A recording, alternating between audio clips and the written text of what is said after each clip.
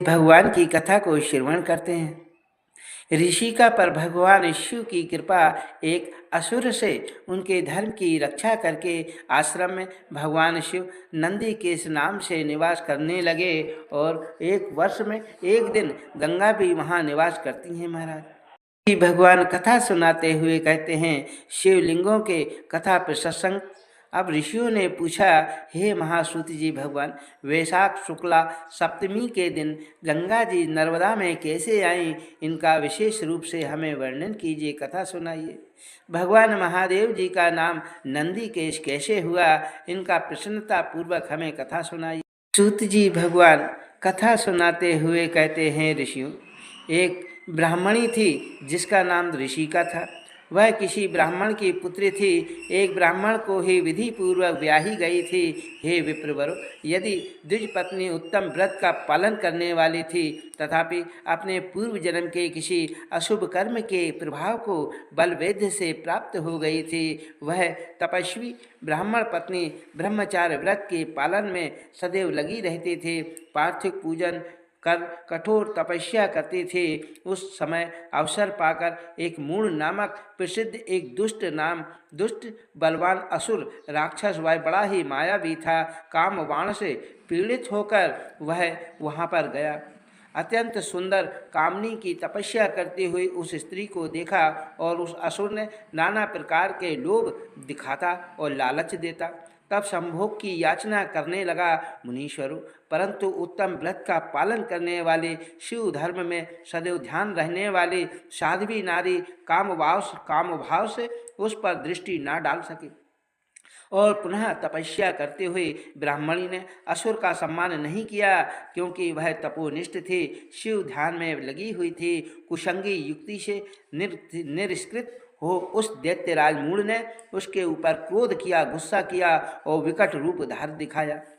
दुष्ट आत्मा ने भयदायक दुर्वचन कहा और उस ब्राह्मण पत्नी को बारंबार सताना आरंभ कर दिया।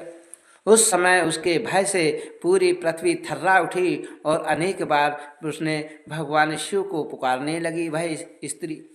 वह किसी के शरण में नहीं गई, किसी का स्मरण नहीं किया, वह शिव की पूजा में तत्पर थी और शिव को ही बार बार अपनी रक्षा के लिए पुकारने लगी। उस तवंगी द्विज पत्नी ने भगवान शिव का पूर्णतः आश्रय लिया, उन्हीं की शरण ली। शिव का नाम जपने वाली वह नारी अत्यंत विलय होकर अपने धर्म की रक्षा के लिए भगवान शंभु की ही शरण में गई।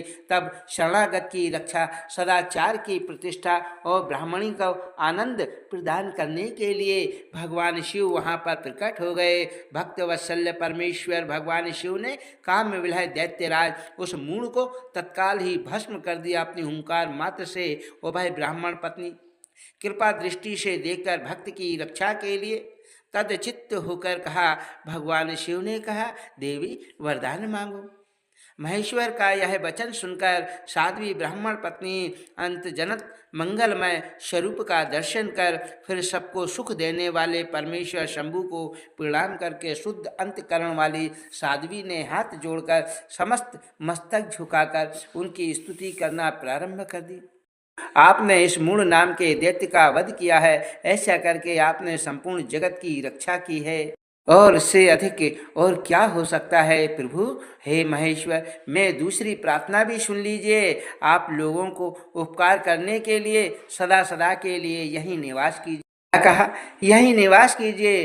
तब भगवान शिव ने कहा, तुम तपस्वी, मुझ में भक्ति रखने वाली, तुमने मुझसे जो जो वरदान मांगे वह सब मैंने आपको दे दिए। इसी बीच में श्री विष्णु और ब्रह्मा आदि देवता भी वहाँ भगवान शिव का अभिवार्य हुआ वहाँ प्रकट हुए और यह जानकर बड़ी प्रसन्नता से भरे हुए प्रेम पूर्वक भगवान शिव को प्रणाम करके उनका भली भांति पूजन किया। शुद्ध हृदय से हाथ जोड़कर मस्तक झुकाकर उनकी स्तुति की। इसी समय साध्वी देव नंदी गंगा उस ऋषिका से उनके भाग्य की सराहना करते हुए प्रसन्न प्रसन्न चित्त होकर बोली, हे गंगा मैया ने कहा, है वैशाख मास के एक दिन यहाँ रहने के लिए मुझे भी वचन देना चाहिए। उस दिन मैं भी इस तीर्थ में निवास करना चाहती हूँ। तब सूत जी भगवान कथा सुनाते हुए कहते हैं, गंगा जी की यह बात सुनकर उत्तम व्रत का पालन करने वाली सती साध्वी ऋषिका ने लोकहित की इच्छा से प्रसन्नता पूर्वक बहुत अच्छा कहा, हे देवी आप निवास कीजिए, जैसी आपकी इच्छा हो ऐसा ही हो। भगवान शिव ऋषिका को आनंद प्रदान करने के लिए अत्यंत प्रसन्न होकर पार्थिव लिंग में अपने पूर्ण अंश से मैं उसी में विलीन हो गए। यह देखकर सब देवता आनंद चित्त होकर प्रसन्न होकर भगवान शिव तथा ऋषिका की प्रशंसा करने लगे और सब देवता अपने धाम को चले गए। जिस दिन से नर्मदा का यह तीर्थ ऐसा उत्तम और पावन हो गया तथा संपूर्ण पापों का नाश करने वाले भगवान शिव वहाँ नंदी के इस नाम से विख्यात हुए। गंगा भी वहाँ प्रतिवर्ष वैशाख मास की सप्तमी के दिन शुभ की इच्छा रखने वाले अपने भक्तों का पाप को धोने के लिए वहाँ पर आती हैं और जो मनुष्यों से वह ग्रहण किया करती हैं। यह नंदीकेश भगवान की कथा को जो भी सुनते हैं उनके सारे पाप दाप नष्ट हो जाते हैं। हर हर महादेव, बोले नंदीकेश भगवान की जय।